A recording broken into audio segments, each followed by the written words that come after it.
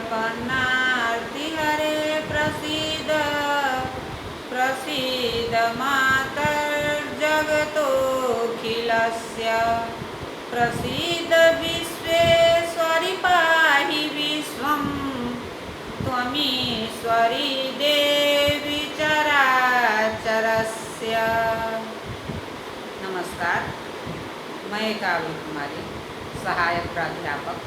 साहित्य, जूठालाल संस्कृत महाविद्यालय, मझौलिया, पश्चिम चंपारण। आज शास्त्री प्रतिष्ठा प्रथम खंड के छात्रों के लिए साहित्य दर्पण के प्रथम परिच्छेद से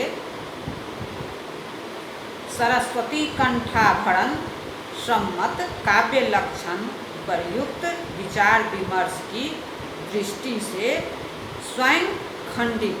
बताने जा रहे हैं। ये तेन अदोषं गुणवत् काव्यं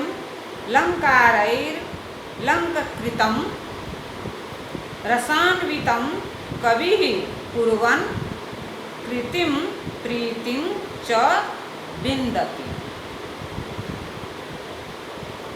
इत्यादीनामपि काव्यलक्षणत्वमुपास्तं। ध्वनिकारकृत काव्यलक्षण का खंडन। यत्तु ध्वनिकारेणोक्तं काव्यस्यात्मा ध्वनिः इति तत्किं वस्तवलंकार रसादि लक्षण स्त्रीरूपो ध्वनिः काव्यस्यात्मा उत रसादि रूप मात्रो वा नाद्यः प्रहेलिका दावती व्याप्तेः द्वितीय चेदोमिति ब्रूमः। अनुवाद। उपर्युक्त विचार विमर्श से यह भी सिद्ध हो गया है कि कतिपय काव्य लक्षण जैसे कि भोजराज सरस्वती कंठाभरणकार का यह काव्य लक्षण काव्य वह शब्दार्थ युगल है जो निर्दुष्ट हो, गुण युक्त हो, अलंकारों से अलंकृत हो और रस समन्वित हो, और कवि वह है जो इस प्रकार के काव्य की रचना किया करता है और कृति किंवा प्रीति पाया करता है। सरस्वती कंठाभरण और इसी प्रकार के अन्य काव्य लक्षण किसी भी काम के नहीं। साहित्य दर्पणकार ने सरस्वती कंठाभरण के काव्य लक्षण को यदि स्वतंत्र रूप से खंडित किया होता तब तो कोई आपत्ति न होती, क्योंकि अदोषं गुणवत् काव्य आदि काव्य लक्षण नहीं अपितु अलंकार शास्त्र की काव्य संबंधी समस्त मान्यताओं का सूची पत्र है। किंतु काव्य प्रकाशकार के काव्य लक्षण को सरस्वती कंठाभरण के काव्य लक्षण शाही मान लेना सर्वथा अनुचित है। काव्य प्रकाशकार ने काव्य का लक्षण किया है, कवि और सहृदय की दृष्टि से काव्य के असाधारण धर्म का निरूपण किया है। यह कहा है कि काव्य वह शब्दार्थ युगल है जो दोष रहित हो। सरस्वती कंठाभरण कार्य के काव्य लक्षण में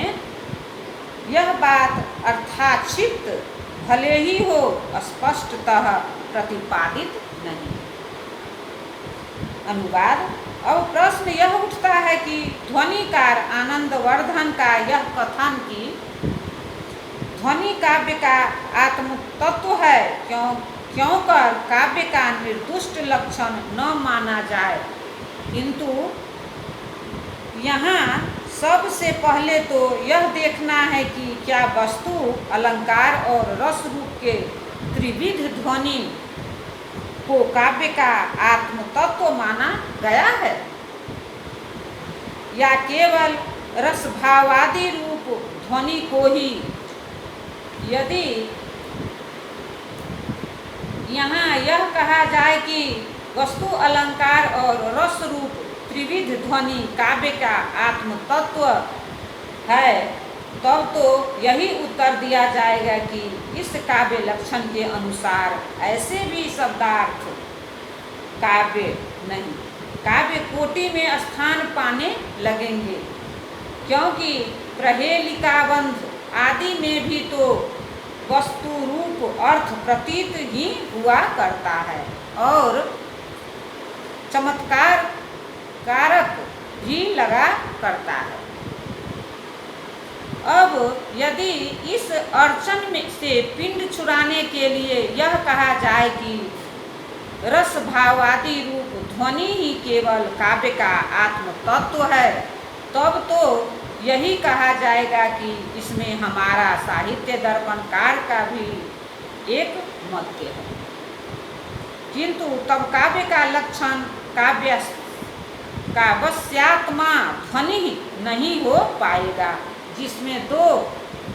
संभावनाएं हो और एक निरर्थक हो जाए। ननु यदि रसादि रूप मात्रो ध्वनि काव्यस्यात्मा तदा अत्ता एथ निमंजयी एथ अहं दी असं प्लो एहि माँ पहिय रति अंधीय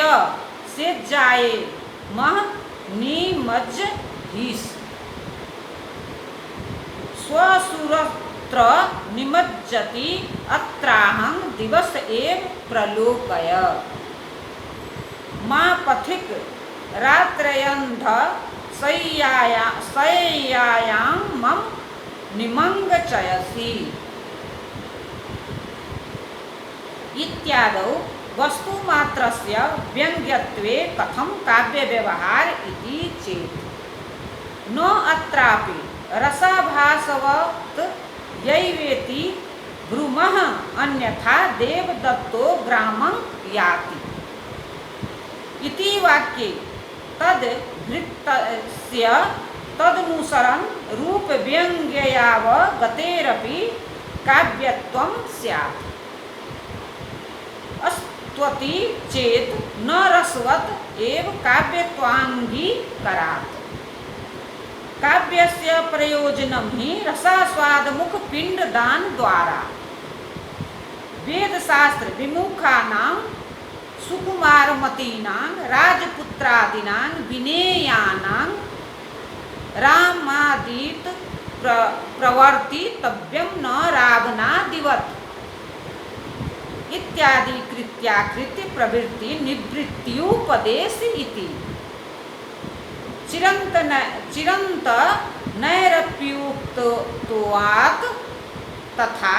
चाज्ञेय पुराणेऽप्युक्तं वाग्वैदग्ध्य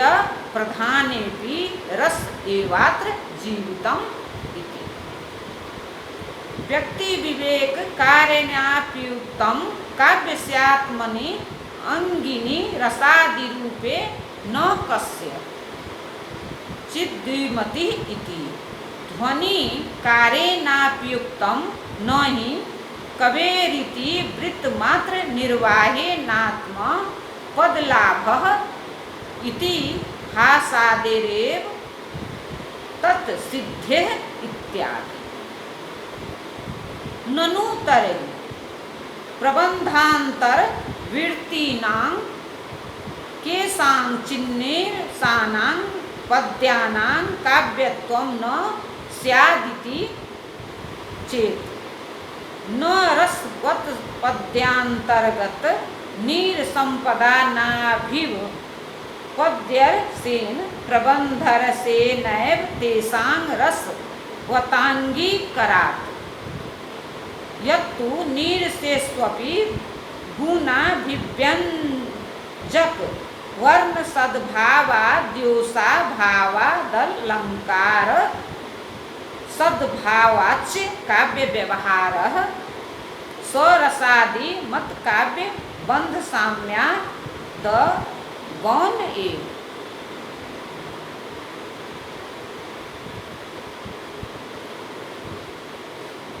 रसादी रूप व्यंग अर्थ के यदि कोई पूछे कि यदि रस भावादि रूप ही ध्वनि काव्य का आत्म तत्व हो तो इस रचना अर्थात अरे रतौधी वाले बटोही, आंखें खोलकर दिन में ही देख लो कि यहाँ मेरी सास सोया करती है और यहाँ मैं सोया करती हूँ। ऐसा न कर बैठना कि बिना देखे भाले मेरे घाट पर ही लेट लगाने लग जाओ। को क्यों पर काव्य माना जाए जिसमें केवल वस्तु मात्र ही ध्वनित हो रहा है, अर्थात यह प्रतीत हो रहा है कि ऐसा कहने वाली नायिका आगंतुक पुरुष को अपनी घाट पर ही अपने साथ लेटने का संकेत कर रही है, न कि रस भावादि। तब इसका समाधान यह रहा कि इस रचना को इसलिए काव्य नहीं मान लिया गया कि यहाँ वस्तु रूप व्यंग्यार्थ प्रतीत हो रहा है, अपितु इसलिए कि यहाँ भी रसाभास की ही ध्वनि स्पष्ट प्रतीत हो रही है, क्योंकि पर पुरुष के साथ किसी नायिका के रति भाव का प्रकाशन श्रृंगार रस का आभास नहीं और क्या। निष्कर्ष यह निकला कि जिस किसी भी शब्दार्थ संदर्भ को काव्य माना जाएगा रसादि रूप अर्थ के अभिव्यंजक होने के ही कारण माना जाएगा, क्योंकि यदि वस्तु रूप व्यंग्यार्थ के ही अभिव्यंजक होने से कोई शब्दार्थ युगल काव्य होने लगे तब तो यह वाक्य भी जैसे कि देवदत्त गांव जा रहा है काव्य बन बैठेगा, क्योंकि यहाँ भी एक वस्तु रूप व्यंग्य अर्थ जैसे कि देवदत्त के पीछे पीछे उसका नौकर भी चला जा रहा है, निकल ही सकता है। अब यहाँ यह कर बैठना कि देवदत्त गांव जा रहा है आदि वाक्य भी काव्य बन जाए तो कोई आपत्ति नहीं, वस्तुतः एक उल्टी पुल्टी बात होगी, क्योंकि वही शब्दार्थ युगल काव्य कहे जाने योग्य हो सकता है जो रसमय हो, रसाभिव्यंजक हो। तभी तो प्राचीन काव्याचार्यों का यह कथन है कि काव्य का यही उद्देश्य है कि यह कोमल बुद्धि वाले और इसीलिए वेद शास्त्र के अनुशीलन से जी चुराने वाले राजकुमार और ऐसे ही सुखलिप्त अन्य पुरुषों को